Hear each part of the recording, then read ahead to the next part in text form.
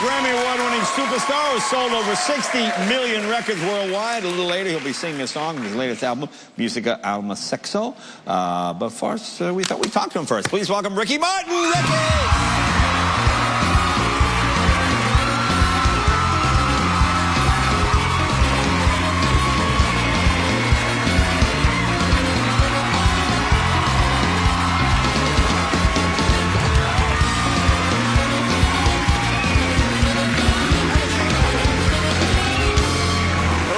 Congratulations, the album's doing great. Glad to be back, Jay. Glad to be back. Hello, everyone. How's everything? Awesome crowd, like always. And you're touring with your two kids. How's that going? That's intense. Yeah, how old and are it's they beautiful. Now? They're 2.5. To go on the road with toddlers is amazing. It's beautiful. I'll be here in Los Angeles and LA and San Jose. Let's get that out of the way this weekend. And I'm very happy because it's an amazing audience. Well, let's show the picture of you with the kids. Where's that picture? There you go. That's in Miami. There you go. They grow so fast. It's incredible. Now, are they into music? Have they got it? They love music, Jay. Yeah. And I don't want to force anything to them. I just want them to develop, their own personality. But the other day, I took him to a toy store. Not the other day, a while back. I took him to a toy store, and they went straight to a little tiny piano. And they forgot about the toys, the teddy bears. They jumped boxes to get to that little piano, and they started playing. And every day they play. Wow. They have it right in the middle of the living room, and they just walk by from from the backyard to the kitchen or whatever, and they sit down and play. It's really interesting. What's your earliest memory of performing? How old were you when you... Performing? I started doing TV commercials when I was, I think, 9 or 10. Okay. But before that, I would walk into a kitchen and grab a wooden spoon and I would start singing in the living room of my house. All right. And I have pictures of that. I'm glad I didn't bring them. Yeah. But it was...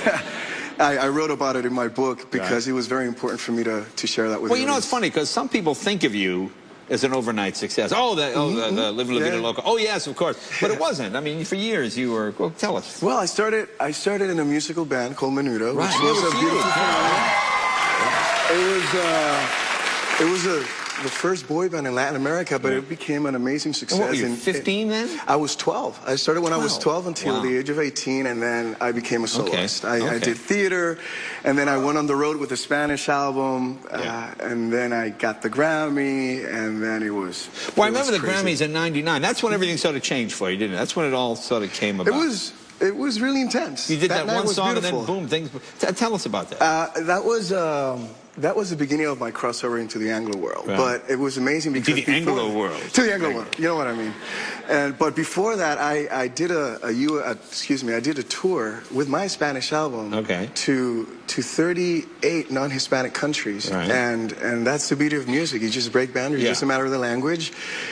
If the music is good, people will feel it and people will enjoy it. And it was an amazing and a very intense year. I remember this, Time Magazine, '99. That's pretty cool. That was beautiful. So what's... Wow. Now... Things have changed, right? There you go. Now you look all right. Now, Madonna gave you some advice. What did you seek her out? Did she call you? How did that happen? She said, Ricky, stop doing interviews. Everybody knows who you are. Back then it was really intense because, Jay, as I talk about it, I write about it in the book, in my book, I just wanted to work. I wanted to be everywhere. I wanted to be accepted by it. That was my obsession. I wanted to sell out stadiums. I wanted to get my Grammys. I wanted to go around the world 4 times if it was necessary. And I did a lot of interviews. And she was an amazing friend, someone who gave me the advice to breathe and take your time to be yourself. And the moment that you allow music or fame to seduce you and control you, that's it. Well, I must say, you seem a lot happier. You talk about the book about coming out and being gay, and you seem so much more happier now. Oh, man, it feels amazing.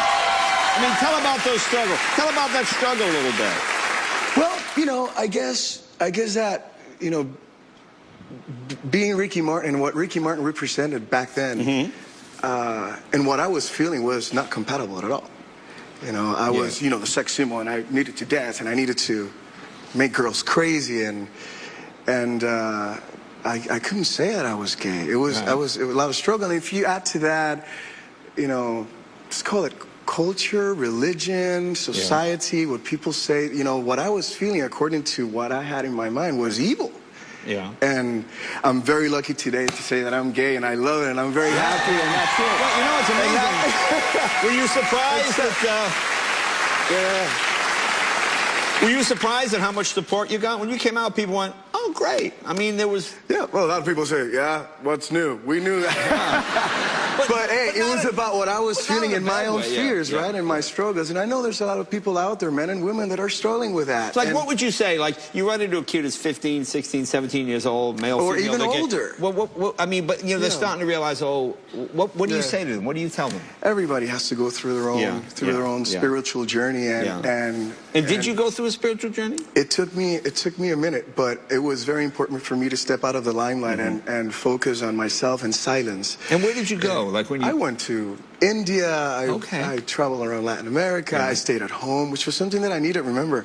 Yeah, I was working since I was 12. Right. And I did not stop working until a couple of years ago. And you know, I needed to really to focus and spend time with myself. But I just tell people to take care of themselves and focus on dignity and self-esteem, and look at yourself in the mirror and say, I love you. Everything is cool. That's the most important thing. Well, it's great because, you seem so much happier and relaxed. I mean, you've always been a great performer. I remember when you come in the early, you were so wound up. Just boom, boom, just go out, get killed. And now you seem calm and happy, and you're singing better than ever. So that's pretty Thank you. That wasn't a... Now, is the media... I love being on stage. That's something that I will never stop doing. Thank you. Thank you. Is the media a lot kinder now, do you find? The media have been amazing for the last year since I released the book and the album. And the audience, you know, the support, the love, the respect. I think it's the most important. It's been amazing. Concerts are sold out. The album is selling. It's amazing. People will accept everything except hypocrisy. You know, people just say, this is what I am. This is what I do. This is who I am. That's the way it is, and I think that's why the white people like you. Now you're going back to Broadway. Tell us about that. I'm going back to Broadway hopefully next year after this tour is over. I'm gonna become a New York City resident, and I'm gonna do Che in Evita. I'm gonna revive Evita. Very cool. Very good. Very good. Now, really cool. I know you're gonna sing for us a little bit later. Sure. Okay. Looking forward to that. We'll let you take a break. We'll be right back with Nick soon, and then Ricky Martin. Thank you, my friend.